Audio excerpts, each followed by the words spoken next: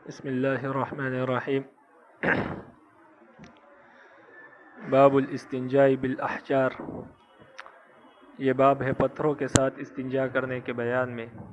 وبه قال حدثنا سعید بن منصور وقتيبة بن سعید قال حدثنا يعقوب بن عبد الرحمن عن ابي حازم عن مسلم بن قرط عن عروة عن عائشة رضی اللہ تعالی عنہ قالت، حضرت عائشہ رضی اللہ تعالی عنہ سے روایت ہے، وہ فرماتی ہے ان رسول اللہ صلی اللہ علیہ وسلم، رسول اللہ صلی اللہ علیہ وسلم، بے شک رسول اللہ صلی اللہ علیہ وسلم نے فرمایا، اذا ذهب احدكم الى الغائط، جب تم میں سے کوئی قضاء حاجت کے لیے جائے فليذهب معه بثلاثة احجار، تو اپنے ساتھ 3 پتھر لے جائے، یستطیب بهن، اس کے ساتھ استنجا کرے۔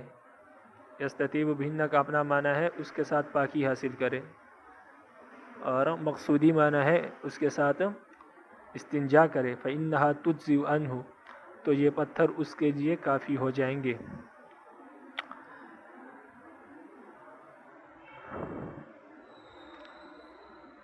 اس مسئلے کی وضاحت اور اس میں جو اختلاف ہے وہ پہلے گزر چکا ہے، اس لیے یہاں پر دوبارہ اعادہ کرنے کی ضرورت نہیں، وہیں پر آپ رجوع کر لیں، اس کو دیکھ لیں اگر آپ کے پاس لکھا ہوا موجود ہے، نہیں تو ریکارڈنگ میں اس کو سن لیں۔ وبه قال حدثنا عبد الله بن محمد النفيلي قال حدثنا ابو معاوية عن هشام بن عروة عن عمرو بن خزيمة عن عمارة بن خزيمة عن خزيمة بن ثابت رضی اللہ تعالی عنہ، خزیمہ بن ثابت رضی اللہ تعالی عنہ سے روایت، قال، وہ فرماتے ہیں، سئل نبی صلی اللہ علیہ وسلم عن الاستطابہ، نبی کریم صلی اللہ علیہ وسلم سے استنجا کے بارے میں پوچھا گیا، فقال بثلاثة احجار، تو رسول اللہ صلی اللہ علیہ وسلم نے جواب دیا کہ 3 پتھروں کے ساتھ استنجا کیا کرو۔ فقال بثلاثة احجار، تو انہوں نے فرمایا کہ 3 پتھروں کے ساتھ، لیس فیہا رجیع، جس میں کوئی لید وغیرہ نہ ہو، یعنی تینوں پتھر ہو ایسا نہ، اور لید وغیرہ اس میں نہ ہو، ایسا نہ ہو کہ 1 پتھر ہو اور 2 لید ہو، یا 2 پتھر ہو اور 1 لید ہو، بلکہ تینوں پتھر ہو، اس میں کوئی لید نہ ہو۔ قال ابو داود کذا رواہ ابو اسامہ وابن نمیر عن ہشام یعنی ابن عروہ۔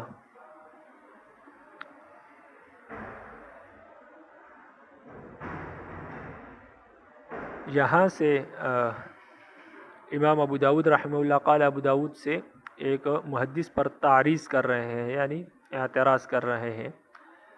اعتراض یہ ہے کہ اس حدیث کو ایک دوسرے محدث یعنی علی بن حرب نے بھی اسی سند کے ساتھ روایت کیا ہے، لیکن اس سند میں تھوڑا سا نقص ہے۔ وہ نقص یہ ہے کہ وہ روایت کرتے ہیں ان ہشام ابن عروہ سے، اور ہشام ابن عروہ روایت کرتے ہیں عمرو ابن خزیمہ سے۔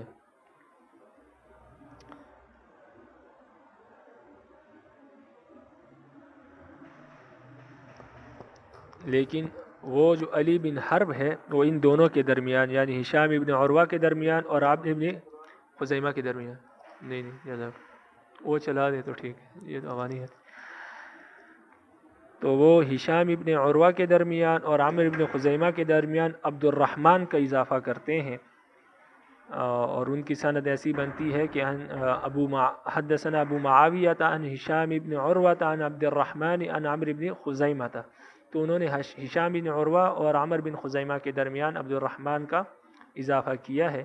تو امام ابو داود رحمہ اللہ ان پر اعتراض کر رہے ہیں اور تعریض کر رہے ہیں کہ ان کی وہ سند درست نہیں، اور یہ جو سند میں نے بیان کی ہے یہی درست ہے۔ ہشام بن عروہ اور عمر بن خزیمہ کے درمیان کوئی واسطہ نہیں، بلکہ ہشام بن عروہ نے یہ حدیث خود عمر بن خزیمہ سے سنی ہے، اور اس کی دلیل اور اس کی تائید یہ ہے کہ اس حدیث کو اسی طرح ابو اسامہ نے بھی روایت کیا ہے، اور ابن نمیر نے بھی اس کو حدیث کو اسی طرح روایت کیا ہے ہشام ابن عروہ سے، یعنی ہشام سے یعنی ابن عروہ سے، یعنی انہوں نے یہ حدیث اسی طرح روایت کی ہے، اور انہوں نے ہشام ابن عروہ اور عمرو ابن خزیمہ کے درمیان کوئی واسطہ ذکر نہیں کیا ہے۔ تو علی بن حرب نے جو واسطہ ذکر کیا ہے وہ درست نہیں۔ باب فی الاستبراء، یہ باب ہے پاکی حاصل کرنے کے بیان میں. وبه قال حدثنا قتيبة بن سعيد وخلف بن هشام المقري المعنى قال حدثنا عبد الله بن يحيى التوأم یہ وہی تحویل ہے. وبه قال حدثنا عمرو بن عون قال أخبرنا أبو يعقوب التوأم عن عبد الله بن أبي مليكة عن أمه عن عائشة رضي الله تعالى عنها. حضرت عائشہ رضی اللہ تعالی عنہ سے روایت ہے، وہ فرماتی ہے کہ بال رسول اللہ صلی اللہ علیہ وسلم، رسول اللہ صلی اللہ علیہ وسلم نے چھوٹا پیشاب کیا. فقال عمر خلفه بکوز من ماء، تو حضرت عمر رضی اللہ عنہ ان کے پیچھے کھڑے تھے پانی کا ایک کوزہ لے کر، کوزہ یعنی لوٹا لے کر. فقال ما هذا یا عمر، آپ صلی اللہ علیہ وسلم نے فرمایا اے عمر یہ کیا ہے؟ فقال ماء تتوضأ به، فرمایا یہ وہ پانی ہے جس سے آپ وضو کریں گے. قال ما امرت كلما بلت ان اتوضأ، تو آپ صلی اللہ علیہ وسلم نے فرمایا کہ مجھے اس بات کا حکم نہیں دیا گیا کہ جب بھی میں پیشاب کروں تو میں وضو بھی کروں. وَلَوْ فَعَلْتُ لَكَانَ سُنَّةً، اگر میں اس طرح کروں یعنی جب بھی پیشاب کروں تو اس کے بعد وضو لازمی کروں، اگر میں اس طرح کروں اور ہمیشہ کروں لَكَانَتْ سُنَّةً، تو پھر یہ سنت بن جائے گی. سنت سے یہاں پر مراد سنت مؤکدہ بن جائے گی، جس کو بغیر عذر کے چھوڑنے والا گناہ گار ہوگا. ویسے تو بے وضو رہنا اچھی بات نہیں ہے، بلکہ جب انسان پیشاب کرے تو اس کے بعد وضو کر لے، یہ سنت ہے، لیکن یہ سنت غیر مؤکدہ ہے. تو یہاں پر جو نفی کی گئی ہے وہ سنت مؤکدہ کی گئی. اگر میں اس کو اس طرح ہمیشہ کروں تو پھر یہ سنت مؤکدہ بن جائے گی اور بغیر عذر کے اس کو چھوڑنا والا گناہ گار ہوگا. وگرنہ ویسے وضو کرنا پیشاب کے بعد، بول و براز کے بعد سنت ہے، اور لیکن سنت غیر مؤکدہ ہے، کوئی نہ کرے تو اس پر کوئی اعتراض اور کوئی گناہ نہیں ہے. تو یہاں پر سنت مؤکدہ مراد ہے سنت سے. باب فی الاستنجاء بالماء، یہ باب ہے پانی کے ساتھ استنجا کرنے کے بیان میں.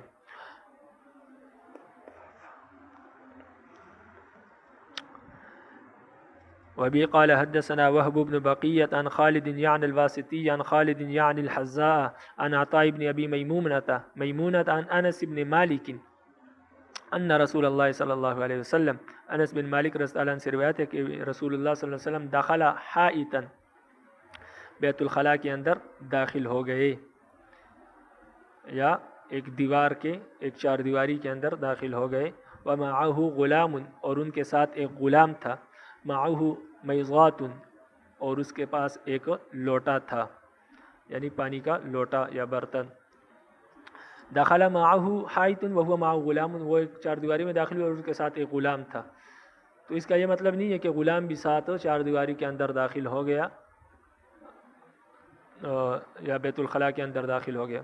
تو اگر اس سے بیت الخلاء مراد ہے یا چھوٹی سی چار دیواری مراد ہے تو پھر تو غلام اس کے اندر داخل نہیں ہوا، اس کا یہ معنی ہے. لیکن اگر اس سے بہت بڑا باغ مراد ہے جہاں اندر درخت وغیرہ تھے تو پھر اس کا یہ مطلب ہے کہ غلام بھی پھر ساتھ ہی داخل ہو گیا اور ہم دور سے دیکھ رہے تھے. میضات وهو اصغرنا، اور وہ غلام، وہ لڑکا، یہاں سے غلام سے مراد لڑکا ہے، غلام لڑکے کے معنی میں آتا ہے. وهو اصغرنا، اور وہ لڑکا ہم میں سب سے چھوٹا تھا. باقی یہ وضاحت نہیں کی کہ وہ لڑکا کون تھا.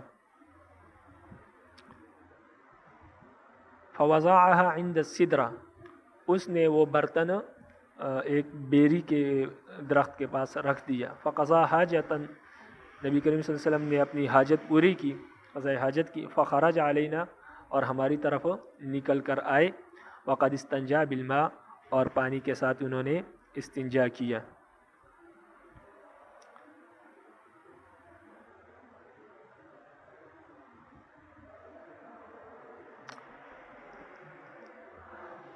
اچھا، اس حدیث سے معلوم ہوا کہ آپ صلی اللہ علیہ وسلم نے پانی کے ساتھ استنجا کیا.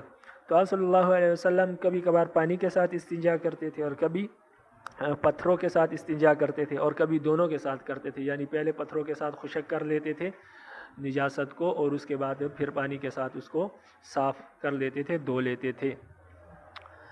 اب اس لیے محدثین اور فقہا فرماتے ہیں کہ دونوں کے ساتھ استنجا کرنا بہت بہتر اور احسن ہے، اور پانی کے ساتھ استنجا کرنا پھر اس سے بہتر ہے، اور اس کے آخری درجہ جو ہے وہ صرف پتھروں کے ساتھ استنجا کرنے کا ہے۔ وبه قال حدثنا محمد بن العلاء قال اخبرنا ابو معاوية بن هشام عن يونس بن الحارث عن ابراهيم بن ابي ميمونة عن ابي صالح عن ابي هريرة رضی اللہ عنہ، ابو ہریرہ تعالیٰ عنہ سے روایت ہے، عن النبی صلی اللہ علیہ وسلم، آپ صلی اللہ علیہ وسلم سے روایت کرتے ہیں، قال نزلت هذه الآیہ کہ یہ آیت نازل ہوئی ہے فی اہل قباء، اہل قباء کے بارے میں، یعنی مسجد قباء کو آباد کرنے والوں کے بارے میں، یا قباء بستی کے بارے میں، فیہ رجال، کون سی آیت؟ یہ سورۃ توبہ کی آیت نمبر 108 ہے، فیہ رجال یحبون ان یتطہروا، کہ اس میں ایسے اشخاص موجود ہیں جو پسند کرتے ہیں اس بات کو کہ وہ خوب پاکی حاصل کریں، یعنی ایسے اشخاص موجود ہیں اس میں، یعنی مسجد قباء میں، جو خوب پاکی حاصل کرنے کو پسند کرتے ہیں۔ واللہ یحب المطہرین، اور اللہ یحب المتطہرین، اور رب العالمین بھی خوب پاکی حاصل کرنے والوں کو پسند فرماتے ہیں۔ تو یہ آیت اہل قباء کے بارے میں نازل ہوئی، یعنی مسجد قباء والوں کے بارے میں۔ یہ اسلام کی سب سے پہلے مسجد ہے۔ تو وہ لوگ ایسا کیا کرتے تھے کہ ان کے بارے میں رب العالمین نے قرآن مجید میں آیت نازل فرمائی اور ان کی تعریف کی اس میں۔ تو قال، محدثین فرماتے ہیں، کانوا یستنجون بالماء، کہ یہ لوگ پانی کے ساتھ استنجا کرتے تھے، تو اس لیے رب العالمین نے ان کی تعریف بیان کی کہ کیونکہ پانی کے ساتھ خوب پاکی حاصل ہو جاتی ہے، اس لیے رب العالمین ان کی تعریف کر رہے ہیں کہ یہ خوب پاکی حاصل کرنے کو پسند کرتے ہیں۔ قال، محدثین فرماتے ہیں، کانوا یستنجون بالماء، کہ یہ لوگ پانی کے ساتھ استنجا کرتے تھے، فنزلت فیہم هذه الآیہ، تو ان کے بارے میں یہ آیت نازل ہوئی۔ تو حدیث سے تو معلوم ہو رہا ہے کہ یہ لوگ صرف پانی کے ساتھ استنجا کرتے تھے، لیکن مفسرین فرماتے ہیں کہ یہ لوگ ڈیلے یعنی پتھر اور پانی دونوں کو استعمال کرتے تھے، یعنی پہلے ڈیلے کے ساتھ بول و براز کو خشک کر دیتے تھے، پاکی حاصل کر لیتے تھے، پھر اس کے بعد مزید پاکی پانی کو استعمال کر کے حاصل کر دیتے تھے، یعنی پہلے خشک کر کے پتھر اور ڈیلے کے ساتھ پھر پانی کے ساتھ اس کو دھو لیتے تھے، تو دونوں چیزوں کے استعمال کرتے تھے، اس لیے رب العالمین نے ان کی تعریف فرمائی، اس لیے دونوں کا استعمال کرنا زیادہ اولا اور زیادہ بہتر ہے۔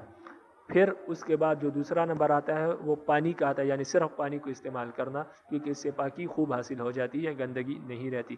آخری درجہ پھر اگر پانی بھی نہ ہو یا پانی کم ہو تو پھر پتھروں کا آتا ہے یا ڈیلوں کا آتا ہے کہ اس کے ذریعے استنجا کیا جائے، تو یہ آخری درجے میں ہے۔ تو حدیث سے معلوم ہو رہا ہے کہ صرف وہ لوگ صرف پانی استعمال کیا کرتے تھے، رب العالمین نے ان کی تعریف کی، لیکن مفسرین فرماتے ہیں کہ وہ ڈیلے یا پتھر اور پانی دونوں کا استعمال کرتے تھے، اور اس سے خوب پاکی حاصل ہو جاتی ہے، اس لیے رب العالمین نے ان کی تعریف فرمائی۔